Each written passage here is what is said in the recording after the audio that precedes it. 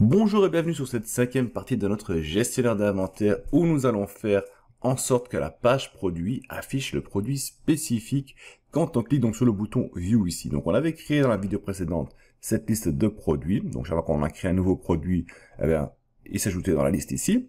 Désormais, ce qu'on va faire, on va faire en sorte que quand on clique sur un produit, par exemple le numéro 4, si je clique dessus, eh ben, je veux qu'il va sur la page New Product et qui va m'afficher donc l'information, on va mettre la ID et va mettre le nom dedans. Plus tard, on va aussi donc faire afficher les transactions dedans qui sont spécifiquement pour ce produit, pour un produit spécifique. Alors, on va voir plusieurs méthodes qu'on n'avait pas encore vues sur la chaîne. Ça veut dire qu'on va voir comment on va naviguer d'un bouton vers une nouvelle page. Mais pas seulement ça, on va voir comment aussi ajouter des paramètres sur un nouveau URL qu'on va envoyer. Ça veut dire qu'au moment qu'on va cliquer ici sur View, on va venir sur la page ici. Et en haut, on va avoir donc un paramètre qui sera quelque chose comme ceci. ID 1 par exemple, qui va donc afficher le produit qui correspond à l'ID numéro 1. Voilà ce qu'on va donc faire dans cette partie. Allez, c'est parti!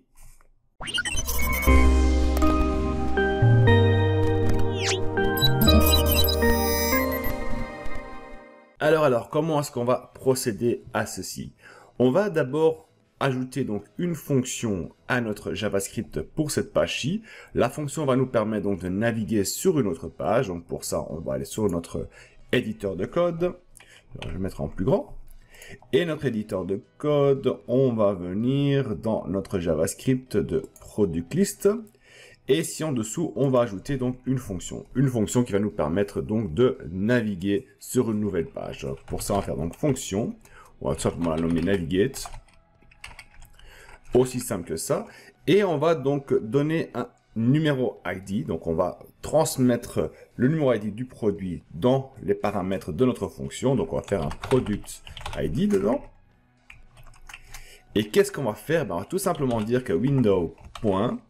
On va faire un location, puis on va faire un href, donc on va définir une adresse qui sera donc égale à product, donc quoi que ce soit en minuscule, ou en minuscule j'ai mis, donc product.html,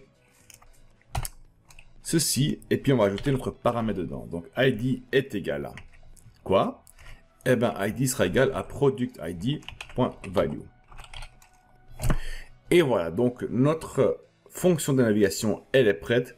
Désormais, qu'est-ce qu'on va faire? On va devoir l'associer à notre bouton qui se trouve ici au-dessus. Donc notre bouton qui est au-dessus, on va faire donc une fonction. On va demander s'il fait un clic dessus. Donc on clique dessus, on va lancer la fonction navigate et on va transmettre le numéro ID dedans. Donc on va faire onClick. Qu'est-ce qu'on va faire onClick? On va tout simplement dire que navigate. Donc, on va lancer la fonction navigate et on va ajouter un paramètre dedans qui est tout simplement l'id de l'élément, donc element.id, comme ceci. Il ne semble pas que j'ai besoin de placer la value dedans. On va simplement faire le product ID comme ceci. Et donc ceci, on va transmettre le tout. Donc on va voir si cela fonctionne, bien sûr. Donc on va sauvegarder. On va aller sur notre site. Et on va choisir n'importe quel article, donc n'importe quel produit. On va cliquer dessus et on voit qu'on a navigué, donc faire la page de produit.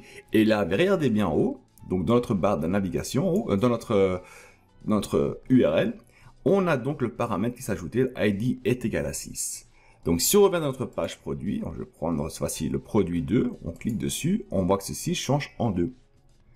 Voilà donc comment on va transférer donc des paramètres d'une page à une autre, simplement en plaçant donc ces paramètres dans notre URL. Et maintenant, bien sûr, l'objectif c'est quoi? C'est de récupérer donc l'URL, donc l'ID qui est ici dedans, l'utiliser pour faire un appel à notre base de données, dire base de données, donne-moi le produit qui contient l'article ID numéro 1, 2, 3, 4 ou 5, selon ce qu'on a placé ici dans les paramètres. Puis, on va récupérer ces données et le faire afficher ici dans notre formulaire, donc le numéro ID et le nom. Bien sûr, plus tard, quand on aura les transactions, on va aussi faire afficher les transactions qui sont liées au produit avec l'ID numéro 2. Et donc ici, qu'est-ce qu'on va faire? On va retourner notre code ici. Par contre, nous allons dans notre produit, on va créer une nouvelle fonction JavaScript. Je vais la faire monter. qu'on va simplement nommer show existing product, qui va nous aider à afficher les produits qui existent. Mais avant cela, on va revenir tout en haut et on va ajouter deux variables en fait, car il faut capturer ce qu'il y a dans l'URL. Et ça, on veut le faire au moment qu'on arrive sur la page. Donc, on ne veut pas cliquer sur un bouton pour capturer ce qu'il y a dans l'URL. Je veux que ça se fasse automatiquement dès qu'on arrive sur la page. Je veux qu'il va rechercher ce qui se trouve dans l'URL, voir s'il y a un numéro ID ou pas. Donc, on va faire un const URL string est égal à window location, la même chose que tout à l'heure, sauf que cette fois-ci, on va pas faire un URL. Donc, on va pas placer l'URL, on va placer simplement un search. Donc, on va rechercher. Donc ça, il contient, donc il va prendre tout ce qui se trouve dans l'URL. Maintenant, on va dire qu'on veut utiliser une classe, donc une librairie de JavaScript qui va nous permettre de rechercher donc les paramètres qui se trouvent dedans, qui est tout simplement le URL search params. Donc il va savoir que tout ce qui suit après un point d'interrogation fait partie des paramètres. Et donc, quand on marquait ID est égal à 2, ben, il va savoir que voilà, le nom du paramétrage c'est ID et la valeur c'est 2. Il va faire une petite sorte de map. Donc c'est ce qui va essayer de récupérer donc tous les paramètres qu'il y a dedans. Donc on va faire un const et on va le nommer seulement URL params est égal à new URL search params. Donc ça c'est la classe de la librairie JavaScript qui va nous permettre de faire cela. Et on va vraiment transmettre donc l'URL qui se trouve au-dessus, donc le URL string. Voilà, là on est plus ou moins bon déjà. On n'est pas tout à fait fini car on va retourner sur notre fonction ici plus bas. Et qu'est-ce qu'on va faire? On va simplement vérifier déjà s'il y a un ID. Donc si le paramètre ID n'est pas vide, on va rechercher sur la base de données. Sinon, ça ne sert à rien de faire un appel à la base de données. Vu qu'il n'y a pas de numéro d'ID, ça veut dire que le produit n'existe pas encore. Et donc il s'agit d'un nouveau produit. Donc on va faire un if URL params.get. Donc là, comme je vous ai dit, c'est une sorte de map. Donc on a la valeur, on a la clé et la valeur. Donc la clé c'est quoi? C'est le ID et la valeur c'est le numéro d'ID. Donc on va définir la clé, donc ID, et la valeur, on va voir si elle existe ou pas. Donc on va dire recherche-moi dans les paramètres la paramètre ID et vérifie si elle est vide ou pas. Donc si elle n'est pas nulle, donc là on dit si elle n'est pas nulle, alors on va faire une demande à la base de données pour récupérer les données et pouvoir les afficher. Donc ici c'est simplement donc si il y a un numéro ID, on va voir s'il existe dans notre base de données. On va faire un fetch, ça on connaît déjà maintenant. On va faire un fetch donc http localhost 8080. Puis on doit être dans product slash, on va transmettre le paramètre point d'interrogation, pardon, le ID. Donc la même chose, on va faire une demande avec un paramètre ID qui sera donc le URL params.get ID. C'est la première partie. Donc là, on va faire la demande. Puis on va avoir une réponse. Et ce qu'on va faire, on va prendre la réponse, donc response. Et on va faire response au format JSON. Donc on va récupérer le body en fait. Une fois que cela est fait, qu'est-ce qu'on fait? On va commencer à placer nos données donc dans les champs de notre formulaire qui était tout simplement ceci. Donc le ID et le name. Voilà ce qu'on va faire. Donc on va faire data.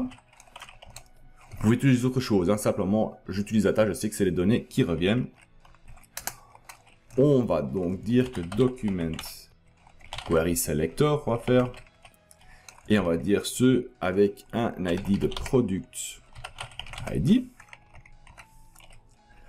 La valeur est égale à data ID.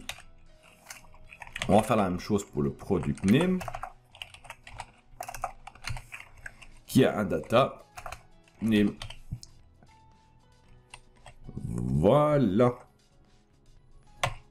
C'est tout ce qu'on a besoin de faire ici. On va sauvegarder et on va voir si cela fonctionne. Alors, moment suprême, on va retourner sur product list ici. Et on va faire product 6. Je clique dessus et il n'y a rien qui s'affiche. Évidemment, ça. Voyons voir ce qui se passe dans inspecter, console. On va relancer notre page. Bah, lui, il me dit qu'il n'y a pas de problème. Ça, c'est pas normal. Et ben, je vais voir où est le souci et je reviens vers vous. En fait, le problème est tout con, hein, c'est nouveau moi qui ai fait des petites bêtises. C'est ici, donc on a fait appel à cette fonction, donc on a créé cette fonction, mais on n'a pas encore fait appel à cette fonction. Donc il faut appeler cette fonction, et ça on va le faire en haut. J'ai complètement oublié ça. Donc on va faire un show existing product, et normalement, ça devrait fonctionner avec ça. Alors show existing products, voilà, on sauvegarde, on va vérifier, et pour l'instant, toujours rien.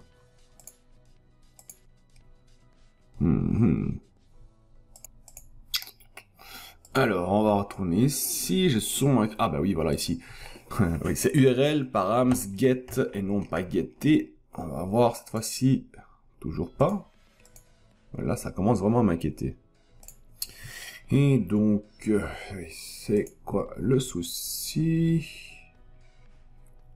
On va vérifier. Product. On va me faire vérifier ici. Ah bah ici, voilà. Voilà. Je vois ce qu'est le problème. Et en fait, oui, j'ai mis un majuscule devant. Donc, ouais, faire attention, c'est super case sensitive. Donc, ça, c'est pas product, mais c'est avec un majuscule. Product name, sauvegarder. On va revenir ici. Et ben voilà, tout s'affiche cette fois-ci. Hein. Donc, on a nos informations qui s'affichent dedans. Donc, si je reviens, je vais dans le 10. On a donc product qui s'affiche. Super. On vient ici. 6, oui, le 3. Super, donc cela fonctionne. Voilà, donc nous avons les informations qui s'affichent sur notre page. Vous avez vu, c'est vraiment très simple de transférer des données d'une page à une autre en indiquant donc des paramètres dans l'URL au-dessus. Ces URL, donc on l'a récupéré et on a donc fait une demande de la base de données et affiché ici dessus sur la page. Voilà pour cette partie. Dans une prochaine partie, on va commencer à travailler sur les transactions et on va donc créer des bookings de notre produit. Ça veut dire qu'on va voir comment on va ajouter et enlever des pièces de notre inventaire à partir de cette page et donc afficher dessus. J'espère que cette partie-là vous a plu et on se retrouve dans une prochaine partie. Allez, salut tout le monde!